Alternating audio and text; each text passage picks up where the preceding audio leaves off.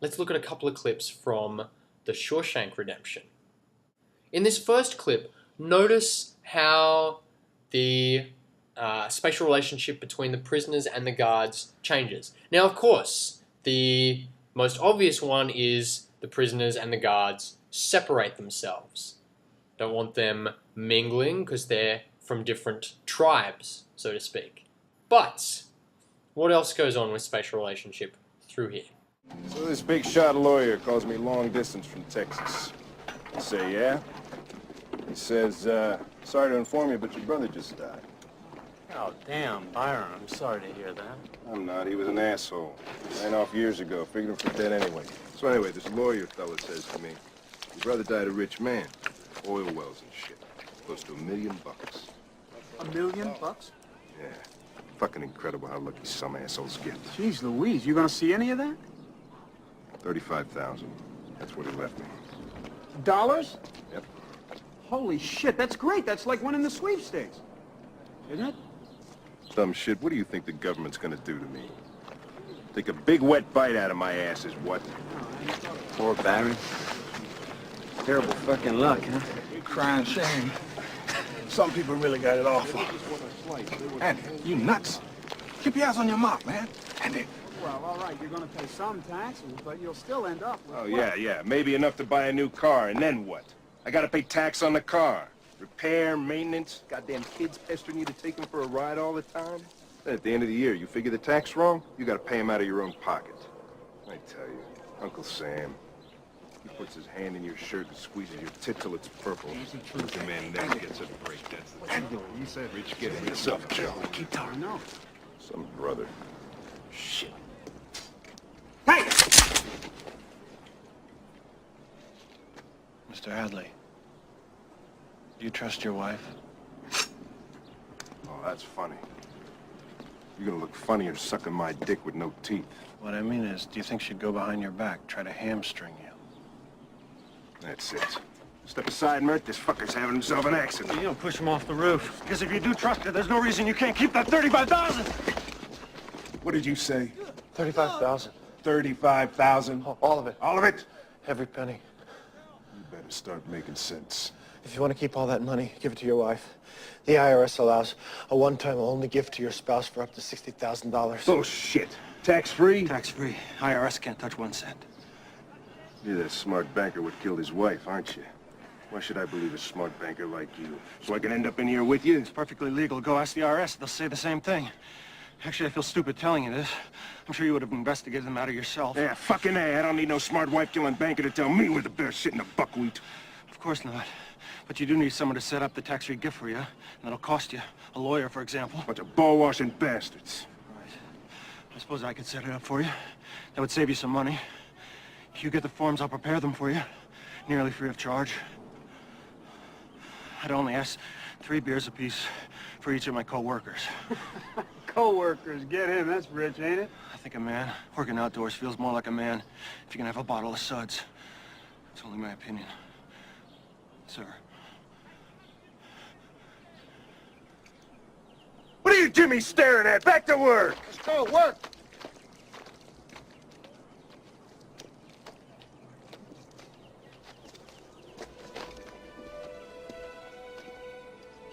And that's how it came to pass, that on the second to last day of the job, the convict crew that tarred the plate factory roof in the spring of '49 wound up sitting in a row at 10 o'clock in the morning, drinking icy cold Bohemia-style beer, courtesy of the hardest screw that ever walked a turn at Shawshank State Prison.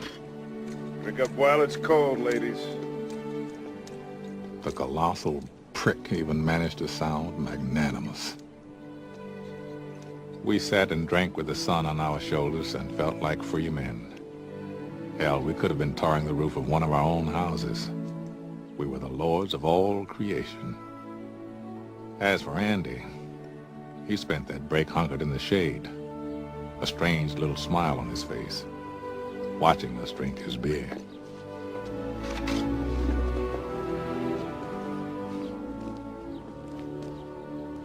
Hey, want a cold one, Andy? No, thanks. Gave up drinking. You could argue he'd done it to curry favor with the guards. Or maybe make a few friends among us cons.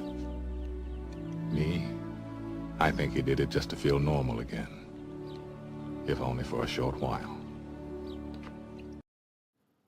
So we have the convicts all in a line, and then Red reminds Andy of the correct spatial relationship of a convict to a guard. A convict does not look at a guard, a convict looks away and keeps their head down, facing the work, if they want to stay alive. Meanwhile, the guards have this more clumpy kind of spatial relationship since they're allowed to have a conversation. So we see that sudden change in spatial relationship when the guards realize that Andy has walked up very close behind them, and that very quick switch to engage or intimidate him. And then we see the head guard getting right up in his face, a very close and intimate relationship with him, so as to intimidate him. And the drama has been so much that it's caused all the other convicts to change their spatial relationship from what they should be doing. And then in the second part, we see how that relationship, how the spatial relationship of everyone is changed by, as Red says, them all wanting to feel like normal men for an afternoon. So we see, also obviously through their shape, but the relationship between the prisoners has changed. They're more clumped, I guess, whereas before they were in that organized line to tar the roof. Now they're spread out a bit, and we see Andy set himself apart from them. What does that tell us about Andy's relationship to the guys? Now, let's have a look at a clip later on. What do you mean he just wasn't here? Don't say that to me, Hay. Don't say that to me again. But, sir, he wasn't. I can see that, Hay. Think I'm blind? Is that what you're saying? Am I blind, Hay? No, sir. What about you? You blind? Tell me what this is. Last night's count. Mm-hmm. You see Dufresne's name there? I sure do. See, right there. Dufresne. He was in his cell at lights out. Stands to reason he'd still be here in the morning. I want him found. Not tomorrow, not after breakfast, now. Yes, sir. Let's go. Move your body. Move it! Stand. Well? Well, what?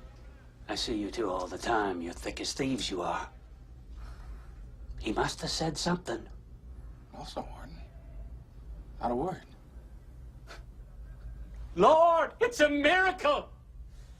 Man up and vanished like a fart in the wind. Nothing left but some damn rocks on the windowsill. And that cupcake on the wall. Let's ask her. Maybe she knows. What say you there, Fussy Britches? Feel like talking? Ah, guess not. Why should she be any different? This is a conspiracy. That's what this is. One big damn conspiracy! And everyone's in on it! Including her.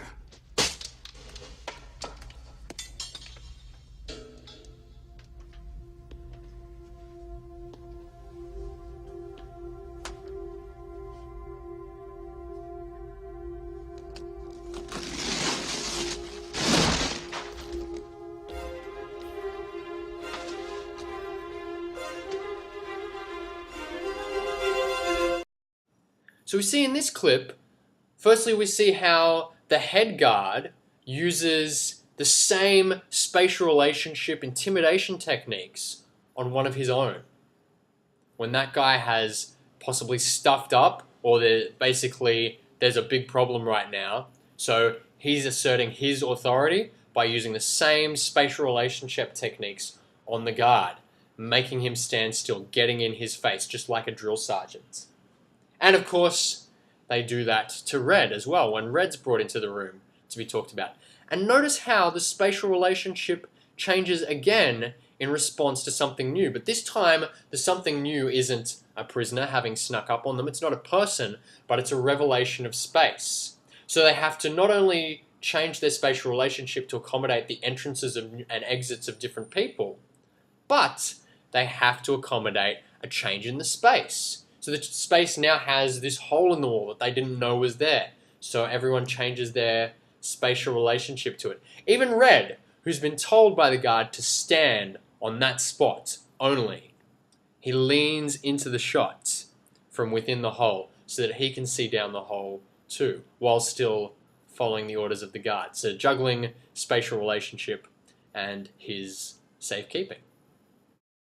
As you go about your work in college, in walking through the streets, at home, have a look at spatial relationship. And one way to do this is to imagine taking people out of the scene. So just like we did with Chandler and Monica, we froze that frame and then took Monica out of the scene to see how odd the spatial relationship is without her.